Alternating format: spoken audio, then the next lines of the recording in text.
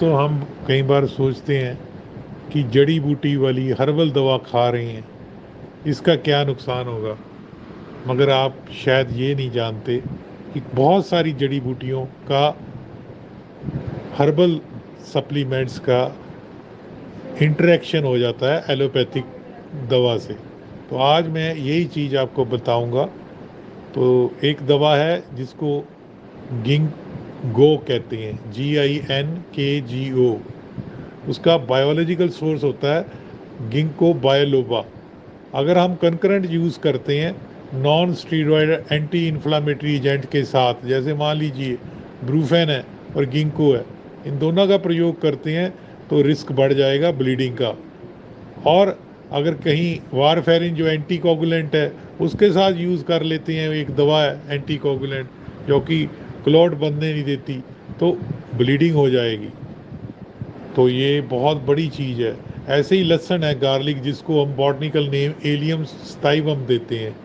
अगर concurrent use किया जाएगा एंटीकोगुलेंट का, एंटीकोगुलेंट वो होते हैं जो कि अगर हमारे खून में क्लॉट बनता है तो हम एंटीकोगुलेंट्स देते हैं, ब्लड थिनर्स। तो गार्लिक और लहसुन अगर हम इकट्ठे खाएंगे ऐसे, तो इंक्रीज रिस्क ऑफ ब्लीडिंग हो सकती है, खून आ सकता है। अदरक या जिंजर, जिसको जिंजीवर ऑफिसनेल कहते हैं, घर में किचन में यूज़ होता है। अगर एंटीकोगुलेंट और जिंजर इकट्ठे खाएंगे और एंटीकोगुलेंट्स दवा भी ले रहे हैं, एटॉर्वास्टेटिन है और उसके साथ बहुत सारी दवाएं, may result in increase risk of bleeding. तो naturally anti platelet inhibiting factor होता है किसमें, एस्पिरिन में।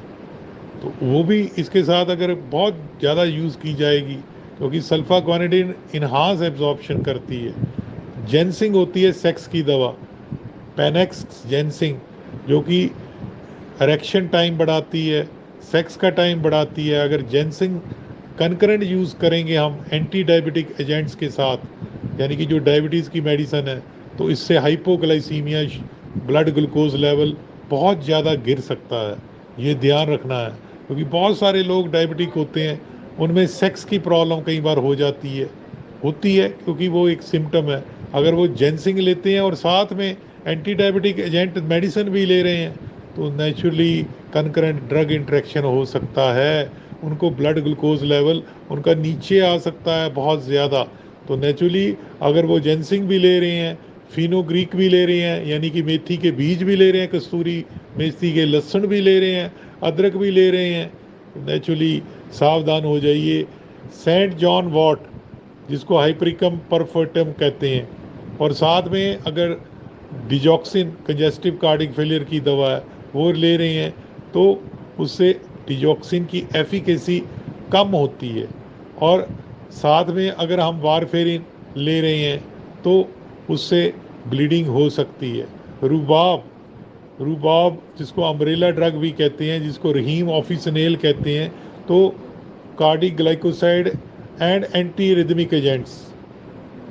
तो एंटी रिदमिक एजेंट्स वो होते हैं जो अरिदमिया को रोकते हैं कि ताल बिगड़ जाए जब हार्ट की, तो जब अगर वो लेते हैं तो उसमें पोटाशियम रिड्यूस हो सकता है लिग्जैटिव इफेक्ट से, यानी कि जुलाब आ सकता है जिससे पोटाशियम कम हो सकता है।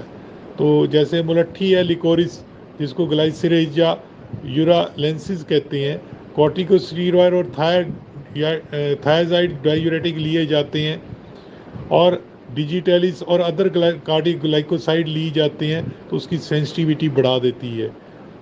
तो याद रखिए, अलो लेते हैं हम, aloe, aloe cardioglycoside and anti rhythmic agents से क्या करता है कि वो लेग्जेटिव इफेक्ट के थ्रू पोटाशियम रिड्यूस कर देता है। तो दोस्तों याद रखिए, एलोपैथी ड्रग्स का भी इंट्रैक्शन होता है। तो ये कहना कि हर्बल ड्रग्स का साइड इफ़ेक्ट नहीं है, ड्रग इंट्रैक्शन हो सकता है, क्योंकि वो भी बॉटनिकल दवाएं भी, खासकर मैं इलेक्ट्रोपैथी वालों को हाथ जोड़ के विनती करूंगा, वो कहते हैं हमारी कोई दवा में साइड इफ़ेक्ट नहीं होता। मगर क्या उनको मालूम है कि बॉटनिकल ड्रग्स में भी बहुत सारे केमिकल कॉन्स्टिट्यूएंट्स होते हैं जो कि एलोपैथिक ड्रग्स वाले केमिकल कॉन्स्टिट्यूएंट से कंकरेंट्स में साइड इफ़ेक्ट जनरेट कर सकते हैं। एग्जैक्टली सेम चीज़ हम होम्योपैथिक में भी अप्लाई कर सकते हैं मदर टिंचर में। अच्छा लगा लाइक करना, सब्सक्राइब करना और शेयर करना। धन्यवाद।